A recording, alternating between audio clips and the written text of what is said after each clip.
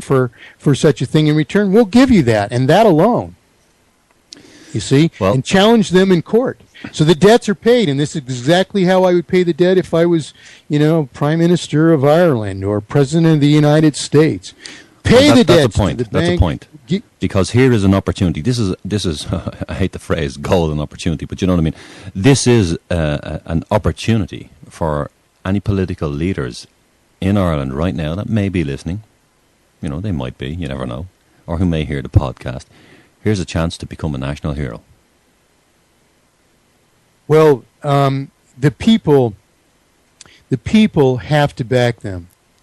I have a number of congressional candidates, for instance, who are either sitting on the fence or on the mathematically perfected economy side of the fence, who are afraid to address their constituents because they don't believe their constituents will understand and know that this is the only solution. Now, if they got into office, they would still back it, but I don't want it to happen that way. It's not the right thing. The people should demand, you don't elect a president of the country who's claiming change you can believe in and never offers you an iota of description of what that change is. It's ridiculous. We don't even know what it is yet. That is preposterous. You could vote for that. That's an offense against me. Yeah, it is offensive. Even presented in those terms. Is an offense. It's disgusting. It's a violation of the very principle of representation. Yeah. You don't refuse to tell people what's going to represent them. You're just going to do whatever it is that is representation, and they'll believe in it. Why would you believe in it? All he's done is the same thing that in the first 100 days in office, Obama did what the same extent of the crime that Bush did over the whole last year.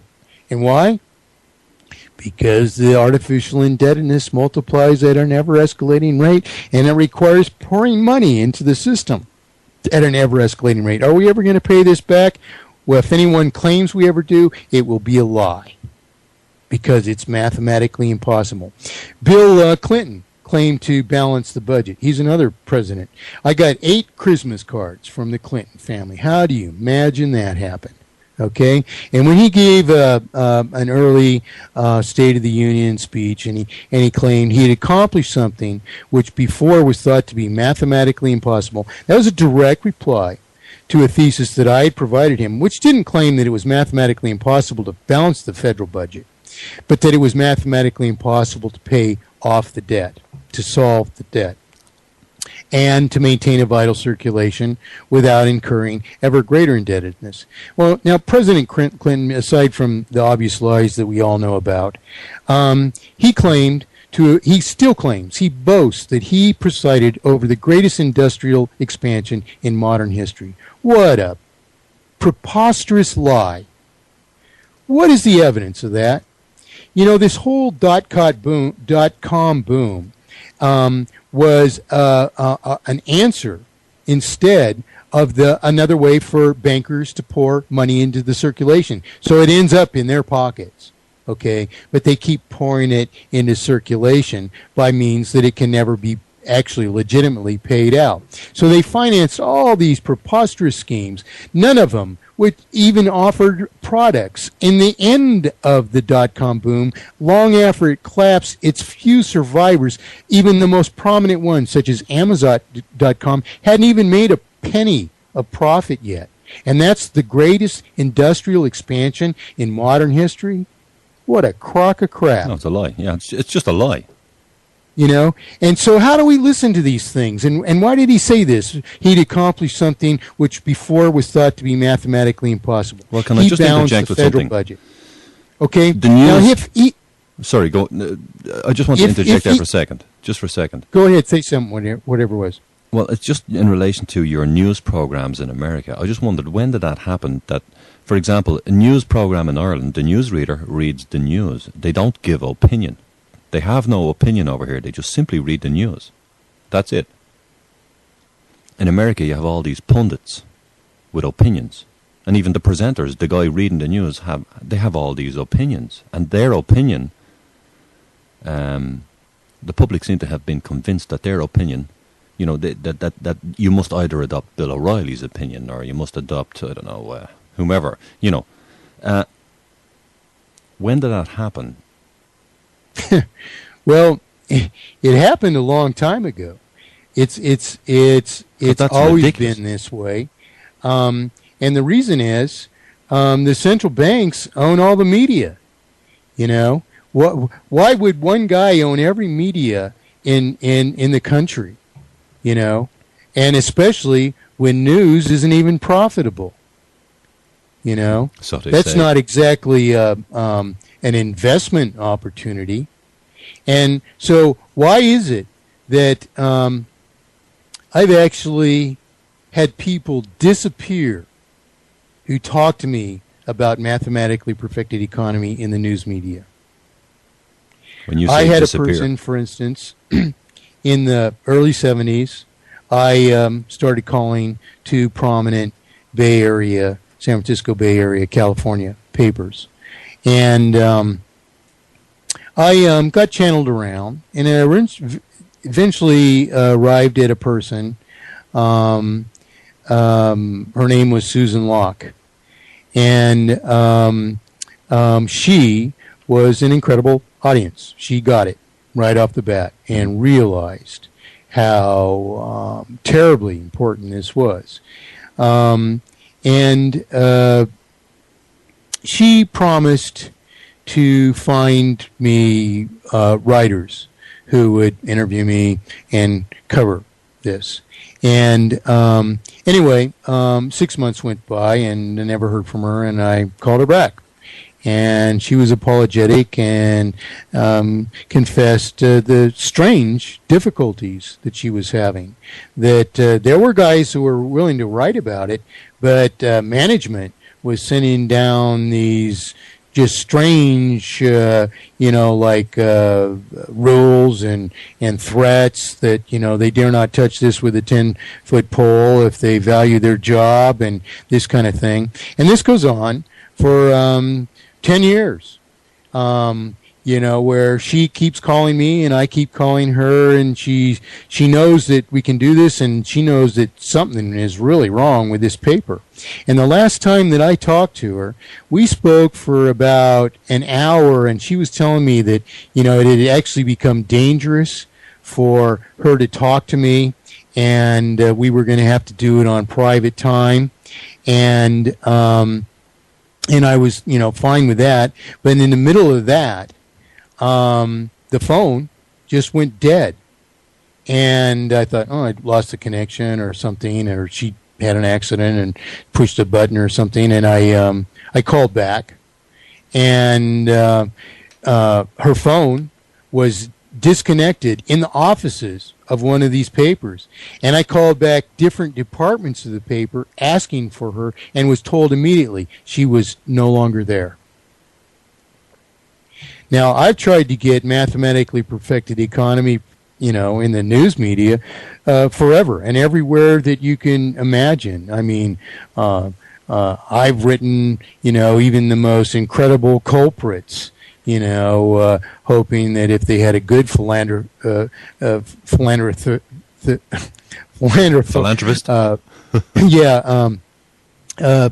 bone in their body. I was trying to make it into a different word. Anyway,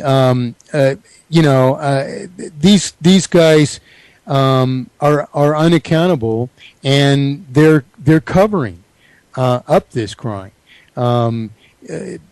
There's only exceptions where this gets in the paper, and I can give you one. And this sounds like a bad story at first. I mean, I had all this interaction with the Reagan administration, and I lived in Marin County in coastal California, which is north of the San Francisco area. A very beautiful area. And we had a local writer. He was an older gentleman in his late 70s, I think, who wrote all this stupid drivel, falsely praising all the successes of Ronald Reagan. Well, He claimed he was going to balance the budget. He tripled, he ascended to the presidency, denouncing Carter's accumulation of $150 billion of federal debt over 4 years as, quote, unforgivable, unquote. He turned to him, gave him the evil eye, and said it was unforgivable. And from then on, Ronald Reagan was a shoo-in as president. Of course, I had already warned him months before that. He even said that he would accumulate more federal debt than any president before him. Of course, he tripled the entire previous debt of the entire country in 7 years. And anyway, so this local writer is writing in a paper. It was called the Press Democrat. I believe it was published in Santa Rosa. I didn't read it, but it was laying around in the coffee shops all the time, and I would see all this ridiculous dribble praising all these non-existent successes of Ronald Reagan. And I've already spent so many years at this, and I know far better. I provided computer models years before this to Reagan, which predicted the present failure, and the accumulation of debt during his administration. All my numbers are right on the money. Why? Because all they do is reborrow principal and interest exactly as we have to do it to maintain a circulation. And guess what? That's how the debt's accumulated. It really is. It's that simple. So anyway, I was so tired of this paper, doing all this stupid stuff, and just drooling over Ronald Reagan that one evening I decided, I'd tell this editor what I thought of him. And I wrote a letter. It was, 3 or 4 pages. It addressed every issue, and it was, I didn't pull any punches. I would never dream that that letter would have been published even in the back corner of the paper, in editorial letters or letters to the editor or something, and I mean it was a bit caustic for the general public to assimilate. I was calling these guys out, basically telling them to their faces, to every degree and every aspect of every lie, I exposed it. And it was a nasty letter, to put it bluntly. And to my surprise, 3 days later, it's the headline of the paper. The 3/4 of the front page is my letter. And what happened is I hadn't meant anybody ill intent, and I didn't expect to, be exposing people like this. And what happened is this fellow that was writing all this junk quit showing up in the coffee shops. And this one woman who ran this coffee shop that I regularly drank at, she was very upset with me because I'd hurt Miles' feelings. And I hadn't intended to do that, and it wasn't an object, but on the other side of it, all of the effects of these things are far, serious crimes against us. And that's what I see, and that's why I do, these things have to be set straight. We have to realize what the facts are here. He didn't succeed, he failed, and he failed in every way he said he was going to succeed. And there wasn't even any reason in the beginning to think he would have succeeded. Why? If the price of all things is increasing more than 10%, like 14% per year, and you decrease the price of some things, just a few things, federal taxation 10% per year, how are you possibly going to account for price inflation? You're certainly not solving it, and you're not even offsetting it. And that's why you're going to accumulate more debt, too.